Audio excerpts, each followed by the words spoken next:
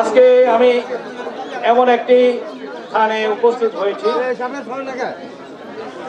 যেটি আমার জন্য অত্যন্ত পবিত্র স্থান। কেন এটি পবিত্র স্থান? কারণ এখানে আমার শিক্ষা জীবনের শুরু, মাধ্যমিক শিক্ষা, এবং আমার প্রাথমিক শিক্ষা যেখানে শুরু হয়েছে সেটাও এখান থেকে খুব দূরে নয়, পাবনা হাই স্কুল এবং এই কোটাইল হাই স্কুল। এখানের মাটি ও মানুষ, এখানের আলো ও বাতাস আমাকে মানুষ হতে শিক্ষা দিয়েছে। এখানের আলো বাতাসে আমি শ্বাস প্রশ্বাস নিয়েছি। এখানে যে বিদ্যালয় কোটাইল হাই স্কুল, যেটা সেই স্কুলের যে প্রধান শিক্ষক ছিলেন জনাব সামিউল হক ফারুকি, এবং আমার শ্রদ্ধেয় অনেক শিক্ষক এখানে ছিলেন, মকবুল স্যার ছিলেন, মাজেদুল হক স্যার, তারা আজ মৃত্যুবরণ করেছেন। তারা হয়তো বেহেশতে পাস করছেন, আমরা দোয়া করি তাদেরকে আল্লাহ বেহেশত নসিব করুন। আপনারা একটু ধৈর্য ধরুন, আর পাশে সবাই কথা বললে প্লিজ, আপনারা কথা বললেন না, কথা বললে আপনারাও শুনতে পারবেন না, আমাকেও বলা যাবে না। যে কথাটা বলছিলাম যে এখানে আসার আমার নতুন কিছু নয়, মাঝে মধ্যে এখানে আসি আপনাদের টানে, এই মাটির টানে, যেখানে আমি লেখাপড়া করেছি। যে লেখাপড়া গুণে আজ যতটুকু উপরে উঠতে পেরেছি, আল্লাহ তাআলা যেটুকু সম্মান দিয়েছেন আপনাদের দোয়া এবং এই মাটির আশীর্বাদ, এই বাতাস এবং আলোর আশীর্বাদ, এই জন্য আপনাদের কাছে আমি পুনঃ আমি কৃতজ্ঞতা জানাচ্ছি। আজকে এই এলাকা, এটাকে আমরা ইসলামপুরের পশ্চিম এলাকা বলছি। আসলে ইসলামপুরের সমগ্র এলাকায় এখনো অনুন্নত, এখনো অনেক অনুন্নত। বাংলাদেশ একটা অনুন্নত দেশ। বাংলাদেশ পৃথিবীর অন্য যে কোনো দেশের সঙ্গে তুলনা করলে এখনো অনেক পিছিয়ে আছে। তার মধ্যে জেলা হিসাবে যদি আমরা হিসাব করি, শিক্ষা উন্নয়নে যদি হিসাব করি, জামালপুর জেলা অনেক পিছিয়ে আছে। তারপরে উপজেলার মধ্যে ইসলামপুর উপজেলার মানুষ আমরা এতই দুর্ভাগা যে আমাদের এলাকা অনেক অনেক পিছিয়ে আছে। এখানে মা বোনরা এখনো অশিক্ষিত রয়েছে, ছেলেরা অনেক অশিক্ষিত রয়েছে। অনেকেই আপনার হাই স্কুল পর্যন্ত যেতে পারেন নাই, কলেজে যেতে পারেন নাই, ইউনিভার্সিটিতে যেতে পারেন নাই। এখনো আমাদের সেই পুরনো লাঙ্গল এবং জোয়াল নিয়ে পিছিয়ে পিছিয়ে আমরা হাঁটছি। এই অবস্থা, সেই উপজেলা যে অবস্থা, তার চেয়ে আবার এই পশ্চিম অঞ্চলকে আমাদের ভাগ করে এই জন্যই করতে হয়। পশ্চিম অঞ্চলে আমাদের সর্বগ্রাসা এই যমুনা নদী। যমুনা নদীকে দেখতে আমরা স্কুল থেকে এক সময় যখন ছোট ছিলাম, এর কুলুকুলু ধ্বনি, স্রোতস্বিনী নদী, এর মধ্যে যে জেলেরা মাছ ধরতো, নৌকা বাইচ হইতো, লঞ্চ যেত, সেগুলি দেখতে আমরা দূরে পশ্চিম অঞ্চলে যেতাম এবং কুলকান্দি ঘাটে যেতাম। সেই দৃশ্য আজ বিলীন হয়ে গিয়েছে, সেই দৃশ্য আজ করুণ দৃশ্য রূপে হয়েছে। সেই নদী শুকিয়ে যায়, শুকনো মৌসুমে এটা শুকিয়ে যায়, এতে না পাওয়া যায় মাছ, না পাওয়া যায় আপনার শস্য, না পাওয়া যায় কোনো ধন দৌলত। এখানে শুধু বালি আর বালি। এখানে মানুষের আজারি, মানুষ এখান থেকে হেঁটে যেতে হয়, সেই মন্নিয়ার চর দূর দূরান্ত যেতে হয়, তারা পায়ে হেঁটে যায়, মোটর সাইকেল হলে ধুলায় ধূসরিত হয়ে যেতে হয়। এমনই হলো দুর্ভাগ্য আমাদের। এখানের মানুষের ভাগ্য এখনো পরিবর্তন হয়নি। আপনারা জানেন যে আমি কৃতজ্ঞতা স্বরূপ এবং এই মাটির সন্তান হিসাবে চেয়েছিলাম আমি কিছু করার জন্য। তার জন্য যখন আমি মন্ত্রী পরিষদ সচিব ছিলাম, আপনারা জানেন, অনেকেই ছোট তারা জানে না, প্রায় আপনার 25 বছর আগে এখানে আমরা এসেছিলাম, এই কোটাইল থেকে কুলকান্দি অঞ্চলে এসেছিলাম। আমি মাননীয় যে প্রধানমন্ত্রী আমাদের যে দেশনেত্রী বেগম খালেদা জিয়া, যাকে আমরা গণতন্ত্রের মাতা বলে বলি, তার নির্দেশে এবং তার সঙ্গে কথা বলে আমি এখানে এই অঞ্চলে এসেছিলাম যে এই যমুনা নদীর ভাঙ্গনকে রোধ করতে হবে। এবং আমাদের দেশমাতৃ বেগম খালেদা জিয়া সঙ্গে সঙ্গে রাজি হয়েছিলেন। ওনার যে প্রিন্সিপাল সেক্রেটারি ছিলেন, ওনাকে আমার সঙ্গে দিয়েছিলেন যে এখানে যাও, হালিমের এই এলাকা যাতে নদী শাসন করা হয় এবং এইটার যাতে বাঁধ নির্মাণ অতি শীঘ্র হয়, সেটার জন্য ওনাকে সরেজমিনে দেখানোর জন্য আমরা এখানে এসেছিলাম।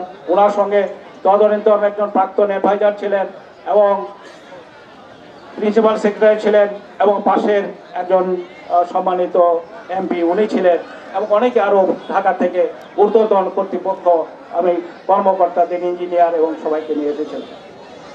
তারা এটা দেখে সত্যি সত্যি আশ্চর্য হয়ে গেছিল, যেমন একটা নদী ভাঙন হচ্ছে, এখানে মানুষের আহাজারি, এখানে শস্য ক্ষতি হচ্ছে, সুতরাং এটা খুব জরুরি ভিত্তিতে করা দরকার। সেই প্রকল্প নেওয়ার সময় দেখা গেল যে আমাদের নিজেদেরই লোক, এটা দুর্ভাগ্য যে আমরা হয়তো বুঝেও বুঝি না, যারা বুঝেন না তাদেরকে বোঝানো মুশকিল, আমাদের নিজেদের লোকেই কিছু বাধা সৃষ্টি করার জন্য সেই প্রকল্পটা স্থগিত হয়ে গিয়েছে, যার ফলে বিগত 20 বছরও সেই কাজটি আর করা হয়নি। আমার ধারণা ছিল যে সরকার, বিগত যে সরকার, আওয়ামী লীগ সরকার, সেই সরকার হয়তো কিছু কাজ করেছে। আমি বিগত কয়েক মাস যাবার 6 মাস যাবো এখানে ঘোরাঘুরি করছি, আমি যাচ্ছি সেই কুলকান্দির থেকে। আচ্ছা, পিছনে খুব হট্টগোল হচ্ছে, একটু থামায় দেন।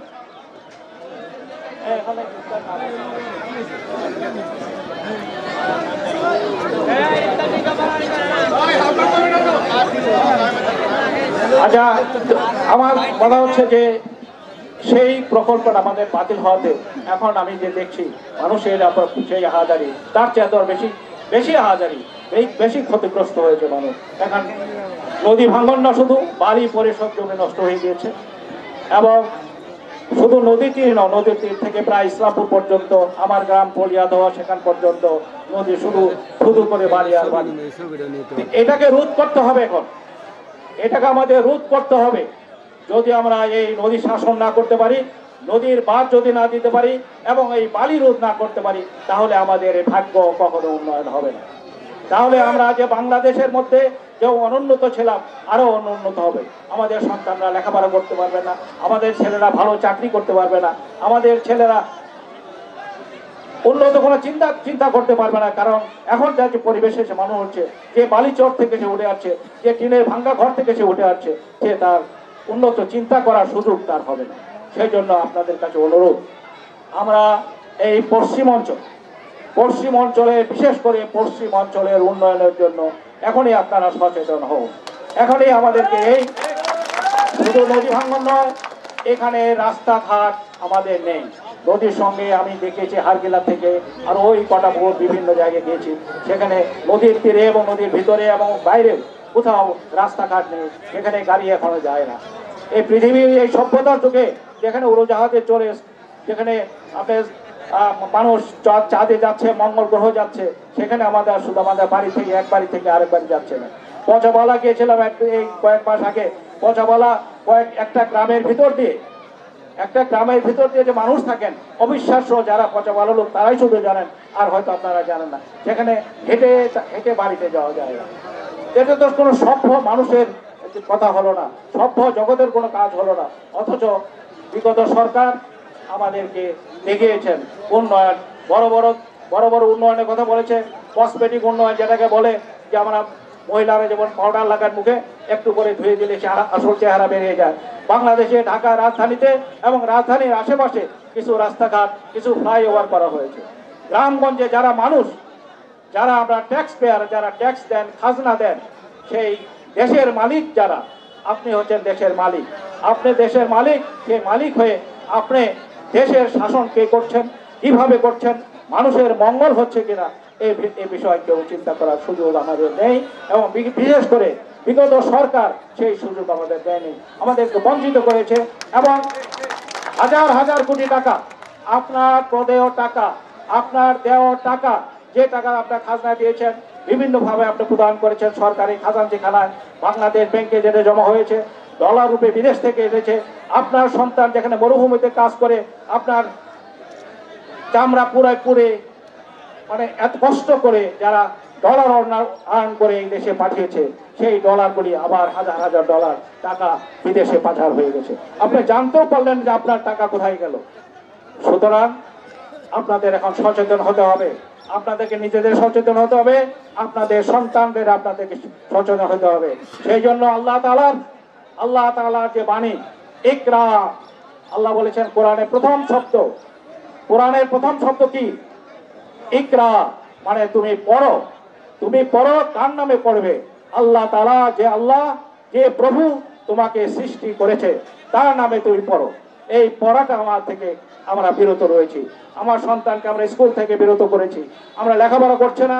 আর যারাও লেখাপড়া করছে, তাদের সুশিক্ষা যেটা বলে, যারা সত্য কথা বলবে, সদা সত্য কথা বলিব, মিথ্যা বলা মহাপাপ।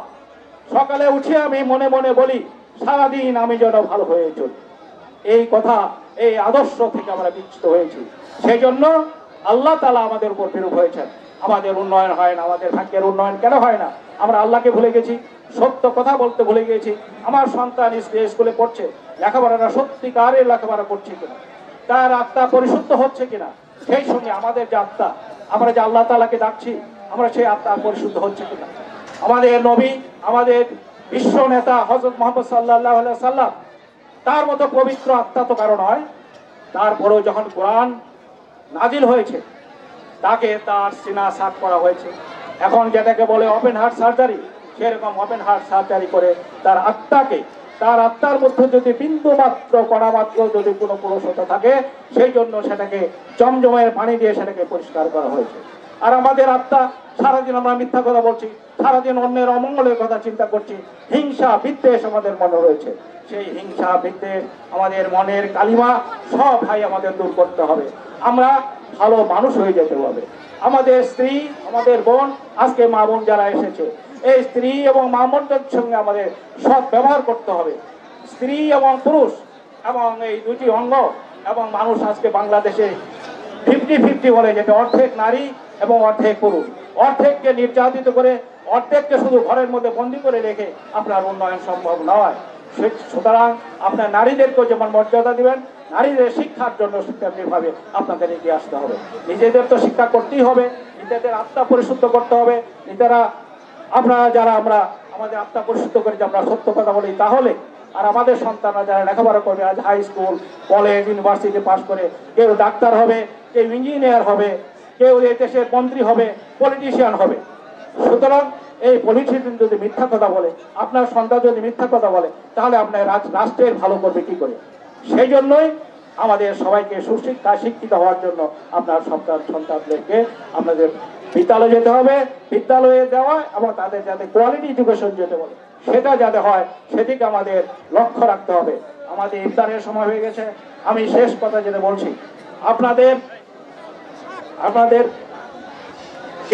যে আমাদের মধ্যে যেখানে আমি তৃণমূল থেকে দেখছি এবং আমাদের ইসলামপুরও দেখছি এবং জাতীয় পর্যায়ে যে বিষয়টা দেখছি, যেটা আল্লাহ তাআলাও বলেছে যে তোমরা সবাই ঐক্যবদ্ধ হও, মুসলমান ভাই ভাই তোমরা ঐক্যবদ্ধ হও।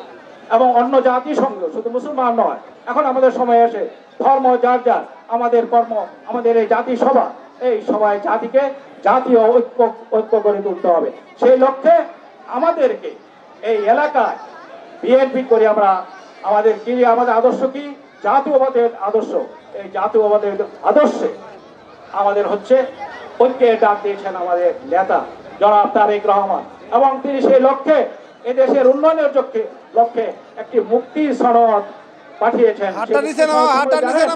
আমরা এই কোঠায় লিখেছিলাম কয়েক মাস আগে, আমরা সেই মুক্তি সনদ 31 দফা, সেই 31 দফা আপনাদের দ্বারে সেটাই আমরা মনে করি যথেষ্ট নয়।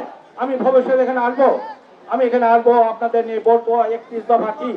সবাই আমাদেরকে বুঝতে হবে যে 31 দফার মধ্যে কি আছে, ক্ষমতার ভারসাম্য কি, প্রধানমন্ত্রীর কত লোক ক্ষমতা থাকবে, প্রেসিডেন্টের কত ক্ষমতা থাকবে, মন্ত্রীর কত লোক ক্ষমতা থাকবে, আপনি মেম্বার এবং চেয়ারম্যান আপনার কত লোক ক্ষমতা আছে, সবগুলি সেখানে সংক্ষেপে বলা আছে।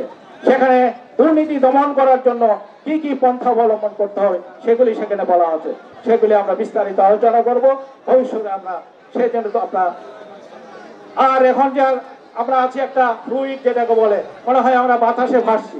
যে সরকার আছে, সরকারে সব ভালো ভালো লোক আছে, সে কথা আমরা স্বীকার করি। এই সরকারকে আমরা ব্যর্থ হতে দেব না, বিএনপি সে কথা বারবার বলছে। কিন্তু এখন প্রশ্ন হচ্ছে যে সরকার কতদিন থাকবে, আমাদের নির্বাচনের রুট ম্যাপ কোথায় ইত্যাদি প্রশ্ন উঠেছে। অন্য আরেকটি দল এসেছে, দল হতে বাধা দেয়নি, আমরা স্বাগত জানিয়েছি যে আরো 10টা দল হোক, 20টা দল হোক, দলে আমাদের বাধা নেই। গণতন্ত্র হলে বহুমত হতে পারে, কিন্তু সবার মত ধৈর্য সহকারে সহ্য করতে হবে। এবং সেই জন্য আমাদের আজকে নির্বাচনের দাবি উঠেছে, যেহেতু যত শীঘ্র সরকার যেহেতু বলেছেন ডিসেম্বরের মধ্যে, সুতরাং আমরা রাজি, ঠিক আছে, ডিসেম্বরের মধ্যে একটা নির্বাচন হবে। এখন সেই নির্বাচন হবে, আর এক মিনিট আমি এখানে একটু ধৈর্য ধরো। নির্বাচনটা কেন? ইউনিয়ন পরিষদের নির্বাচন কেন আপনার মেম্বার হবে, মেম্বারটা ভালো লোক হোক, আপনার সুখ দুঃখ দেখুক, চেয়ারম্যান আপনার ভালো লোক হোক, আপনার সবাই চান। তেমনি ভাবে যে রাষ্ট্রীয় পর্যায়ে যে জাতীয় পর্যায়ে যে সংসদ, সেই সংসদ নির্বাচনটি কেন, সেটাকে কি বলা হয়, সেটাকে বলা হয় আইনসভা। আইনসভা মানে আইন প্রণয়ন যারা করবেন তারাই সেখানে যাবেন। তাহলে সেই লোকটি কেমন হতে হবে, সেই লোকটিকে আইন জানতে হবে, আইন বুঝতে হবে, যে আইন তৈরি করলে আপনার আমার মঙ্গল হবে সেই আইন যেন তৈরি করতে পারে, কথা বলতে পারেন, উনি সুশিক্ষায় শিক্ষিত হতে পারেন, দুর্নীতির চিন্তা যাতে না করেন, এই ধরনের লোক আপনাদের লাগবে। লাগবে কিনা বলেন? আপনারা কেমন লোক চান? সৎ, দক্ষ এবং আইন যে জানে, আইন প্রণেতা। ওইটা হলো আওয়ামী লীগের সময় দেখেন নাই, মহিলাকে এমপি বানায় সেখানে নাচ গান হয়েছে, এটা জানেন তো?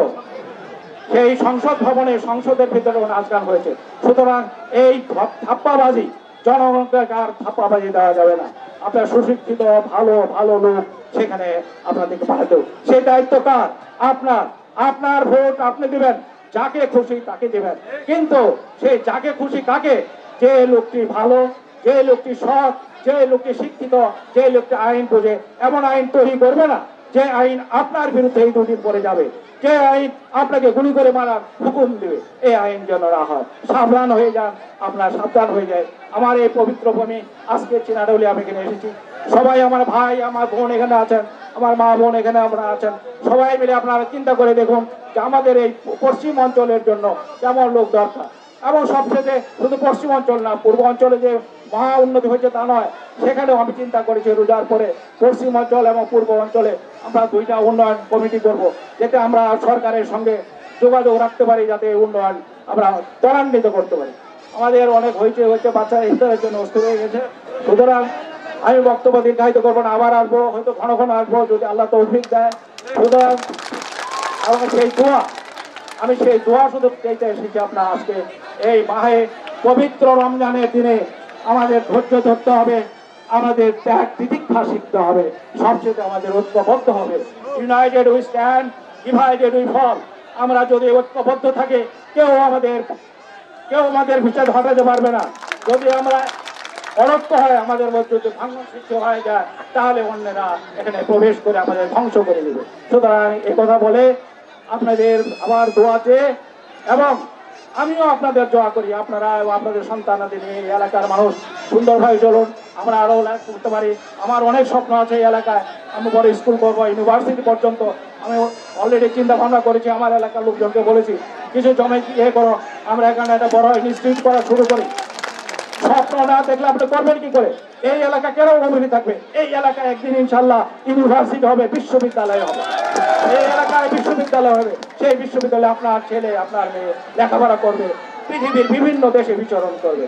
সবাইকে ধন্যবাদ, সবাইকে ধন্যবাদ। আজকে আমরা আগেও এসেছি, আমাদের নেতা জনাব তারেক রহমানের নির্দেশে আমরা চিন্তা করছি, এবং ইফতার পার্টিগুলি মোটামুটি কেন্দ্রীয় নির্দেশেই আমরা করতে যাচ্ছি। সেখানে আমাদের তারেক রহমান, তার জন্য দোয়া করবেন। তা আজকে আমাদের দেশনেত্রী বেগম খালেদা জিয়া, উনি অসুস্থ, তিনি আজকে বিদেশে চিকিৎসার জন্য আছেন। তিনি ঐক্যে ডাক দিয়েছেন, সবাইকে ঐক্যবদ্ধ থাকতে বলেছেন, ঐক্যবদ্ধ থাকে তার জন্য দোয়া করি। আমরা শহীদ প্রেসিডেন্টের সৈনিক, আমরা সবাই সামনের দিকে এগিয়ে যাই, সামনের দিকে এগিয়ে যাই। সবাইকে ধন্যবাদ। আসসালামু আলাইকুম, আল্লাহ হাফেজ।